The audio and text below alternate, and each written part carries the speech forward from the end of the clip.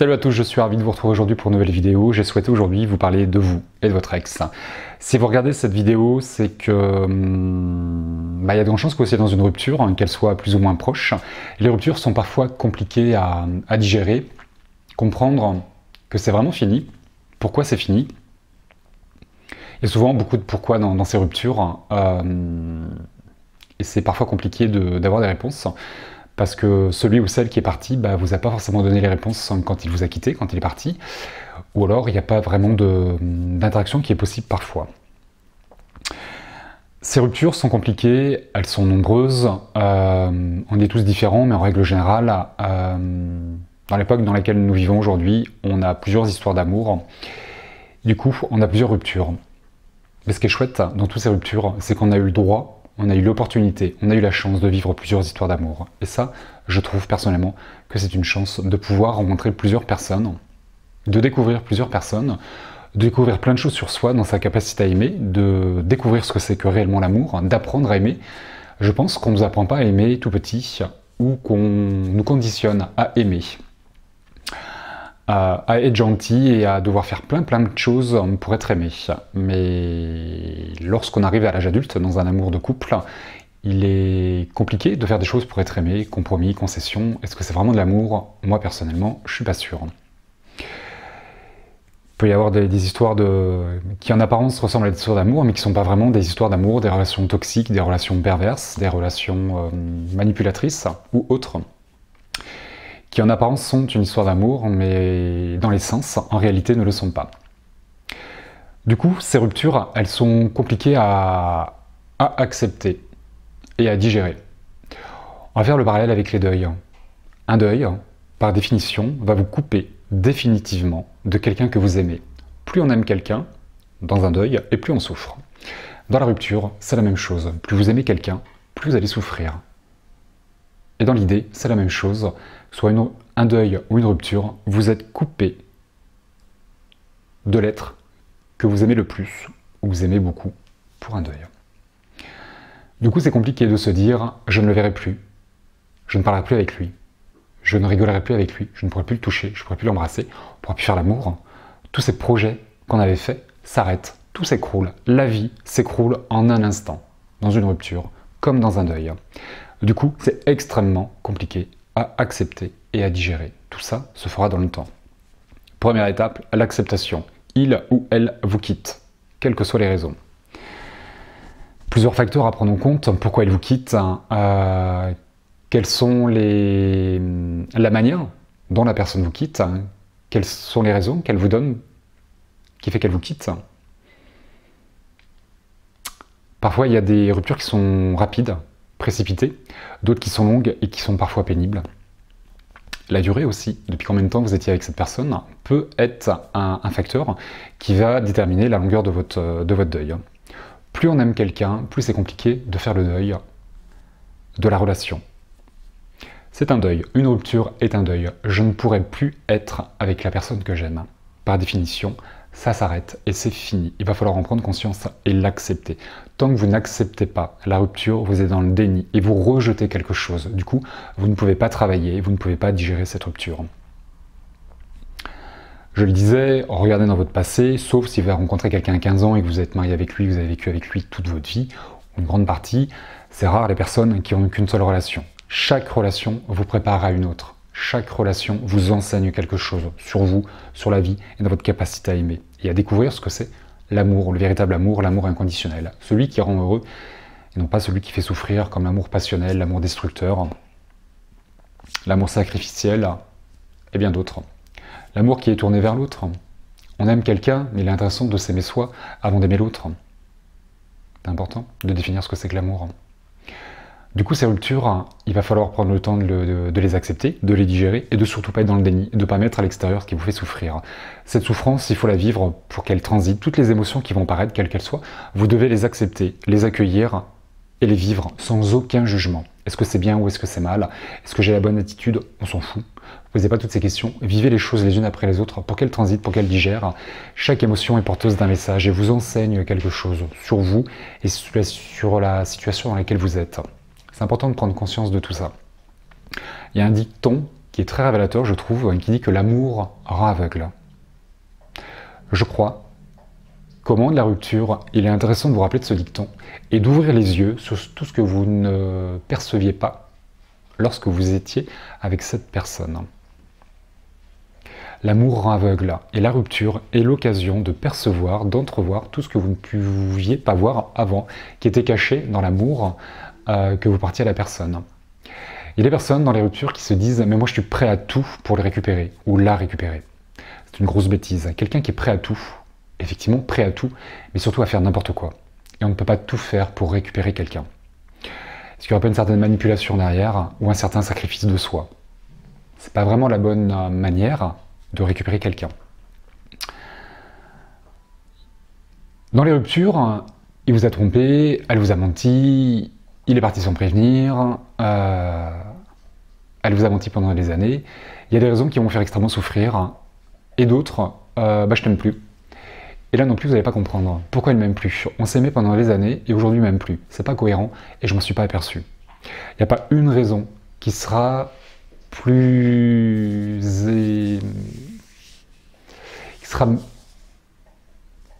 Il n'y a pas de raison qui est meilleure que d'autres. Toutes les raisons que vous allez avoir, qu'il va ou qu'elle va vous donner, ne vous suffiront pas. Vous ne trouverez pas de sens, parce que pour vous, ça n'a pas de sens. Parfois, on s'aperçoit, on sent que la rupture arrive, et parfois, on ne s'en aperçoit pas. Ça peut être très déstabilisant. Pourquoi il n'y a pas eu de signe avant-coureur qui m'aurait permis de me préparer? Toutes ces raisons, toutes ces questions, focalisez pas dessus. Tant que vous serez dans ce deuil, dans ce déni, dans ce travail, vous aurez du mal à trouver les réponses. Les réponses, vous allez les trouver quand vous sortirez de cette rupture et quand vous aurez digéré la rupture. Les réponses seront évidentes et du coup, vous serez plus dans l'affectif, vous serez plus dans l'émotionnel qui pourrait vous laisser... qui pourrait affecter votre discernement. C'est compliqué. Le célibat, ça a plein de belles choses. C'est l'occasion de faire tout ce que vous ne pouviez pas faire quand vous étiez deux. D'un point de vue sociétal, il n'est pas normal que quelqu'un aujourd'hui à 2019 soit célibataire. Quel que soit notre âge, il faut toujours qu'on soit dans ce côté conventionnel, sociétal, être célibataire, vivre à deux, parce que si vous êtes tout seul, ça pose un problème. Non. On n'est plus dans les années 50 ou dans les années 20, les femmes sont libres et indépendantes, elles travaillent, elles n'ont plus besoin d'un homme, et les hommes n'ont pas besoin non plus d'une femme pour faire certaines choses. Il y a de plus en plus de célibataires, c'est dans l'air du temps. Du coup, si vous êtes célibataire, il n'y a aucun problème et n'ayez pas peur de la solitude. Souvent, on reste avec quelqu'un parce qu'on a peur d'être seul et on a peur de ne pas retrouver quelqu'un. À ce moment-là, toutes les peurs vont ressortir. Eh ben, c'est pas grave, on y fait face. Là aussi, on n'est pas dans un déni, on n'est pas dans un rejet, on accueille les choses et on transite. On peut être amoureux plusieurs fois. Regardez dans votre passé le nombre de fois où vous êtes tombé amoureux. Est-ce qu'une histoire d'amour n'en chasse pas une autre? On a toujours l'impression d'être toujours plus amoureux qu'avant. La dernière histoire, c'est celle qui prend le plus de place dans votre vie, parce que c'est celle qui est dans l'instant présent. Celle du passé s'estompe, les sentiments s'estompent.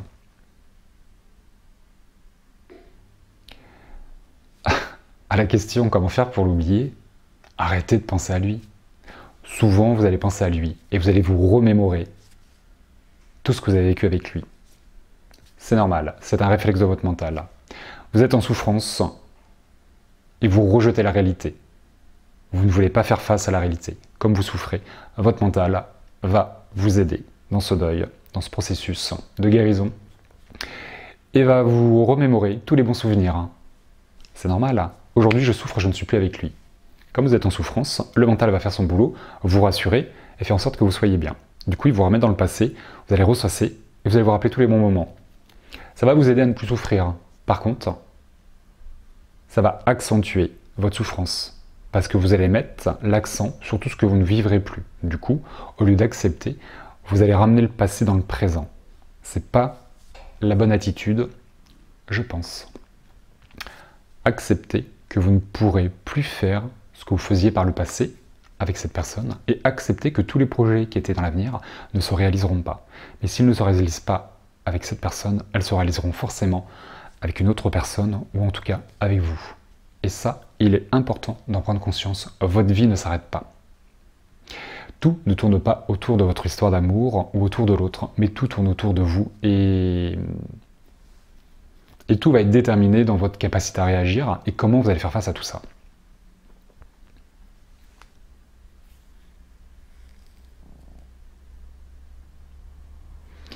On a plusieurs attitudes dans ces deuils, dans ces ruptures. Il y a des gens qui vont s'isoler et qui vont se fermer au monde.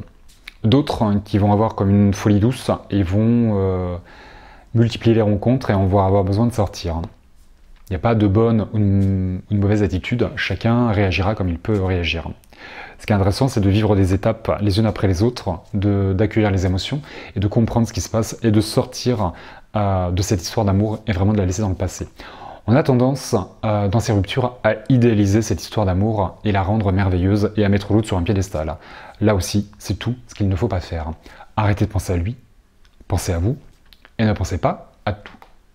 Ce qui faisait que vous l'aimiez. Parce que du coup, vous allez activer la flamme qui brille en vous, le feu de l'amour, et au lieu de le laisser s'éteindre, se consumer, vous allez remettre du bois dans ce petit feu, et vous allez l'alimenter. Arrêtez de penser à l'autre, et arrêtez de penser tout ce qui faisait que vous l'aimiez. Portez votre attention sur tout ce qui faisait que vous l'aimiez un peu moins. Les défauts, ce qui vous agaçait chez lui, cet toc ou autre. On a tous des défauts, il y a tous des choses qui agacent. Portez votre attention sur tout ce qui vous agaçait. Arrêtez de penser à lui. Plus vous allez penser à cette personne, plus vous allez alimenter votre amour. Il faut également couper l'espoir qu'il revienne. Une rupture met un terme définitif à cette histoire d'amour. Ne mettez pas d'espoir dans votre avenir, car là aussi, vous allez alimenter les sentiments que vous portez à cette personne. L'espoir fait vivre et l'espoir vous donnera des raisons de continuer à l'aimer. Ça peut vous accompagner pendant quelques jours, quelques semaines, quelques mois. Mais au bout de 5-6 ans, au bout de 10 ans, il faut arrêter d'avoir de l'espoir. C'est rare, les gens qui reviennent après une rupture. Et en règle générale, quand on se met ensemble après une rupture, il y a toujours une fêlure, comme un pot qui est cassé. On peut le recoller, il y a toujours une fêlure qui est présente. Ça arrive, ça peut fonctionner dans certains parcours, mais pas dans tous, et c'est rare. Quand on se quitte, c'est quelque chose qui ne va pas. Maintenant, si on se met ensemble, s'il n'y a rien qui est guéri, ça ne fonctionnera toujours pas. Mettez pas d'espoir dans un éventuel retour. Mettez de l'espoir dans une vie meilleure, mais avec quelqu'un d'autre. Et surtout avec vous-même. Attitude également à éviter, je trouve, les réseaux sociaux. Arrêtez d'aller voir sur ces réseaux sociaux ce qu'il fait, ce qu'il publie, il ou elle, ce qu'il publie, ce qu'il fait. Parce que vous allez rentrer dans une supposition. Ah, il a posté ça, il a écrit ça, il aime ça comme photo, ça veut dire ça, ça, ça et ça. Et là, vous allez partir dans une supposition qui va forcément vous faire souffrir. Cette supposition, c'est juste une interprétation de votre part. Votre mental, là aussi, va vous accompagner dans un sens ou dans l'autre. Et à ce moment-là, là aussi, vous allez penser à l'autre. Et c'est pas utile. Arrêtez de penser à eux.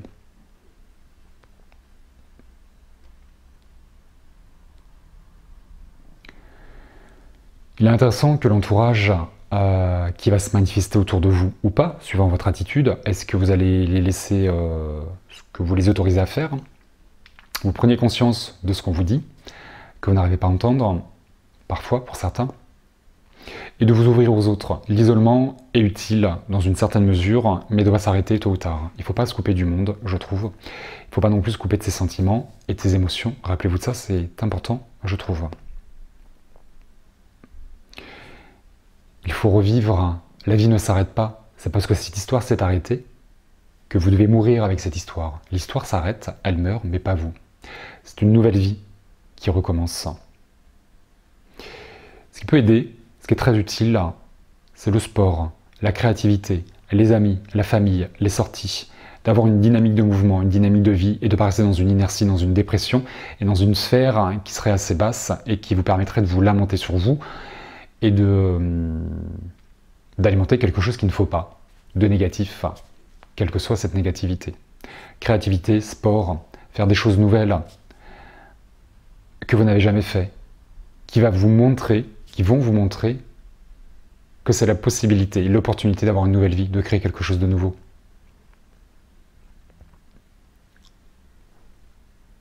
La vie ne s'arrête pas à une rupture. L'histoire s'arrête. Ce qui est important dans ce mécanisme, dans ce processus de deuil, d'acceptation, c'est de laisser cette histoire dans le passé. Vous ne pouvez pas la ramener avec vous dans le présent. Lorsque vous allez penser à l'autre, lorsque vous allez ressasser toutes ces choses qui vont vous faire souffrir dans le moment présent, vous devez tout laisser dans le passé. Le passé doit rester dans le passé. Pour être bien dans votre instant présent et créer quelque chose de beaucoup plus agréable pour votre avenir. Ayez de nouveaux projets. Rappelez-vous qu'une histoire vous prépare à une autre histoire. C'est l'occasion de guérir quelque chose et de comprendre quelque chose sur vous, ni plus ni moins. C'est pas la fin du monde, c'est la fin d'une histoire, c'est tout. Prenez le temps de vivre chaque étape comme vous le souhaitez, comme vous pouvez, qu'il est normal de souffrir, que plus on aime quelqu'un, plus on souffre, comme le deuil, c'est brutal, mais que c'est pas éternel. Cette souffrance, il faut la vivre pour qu'elle disparaisse, mais il ne faut pas l'alimenter. Et très souvent, dans vos mécanismes, je sais bien de quoi je parle, vous alimentez quelque chose qui ne doit pas être alimenté, et vous faites souffrir inutilement. Le mental va vous ramener dans le passé, vous allez penser à l'autre avec tout ce que vous pouviez faire pour éviter de souffrir. C'est tout ce qu'il ne faut pas faire. Arrêtez de penser au passé et à l'autre. C'est fini. Et tout ça se fait dans le temps.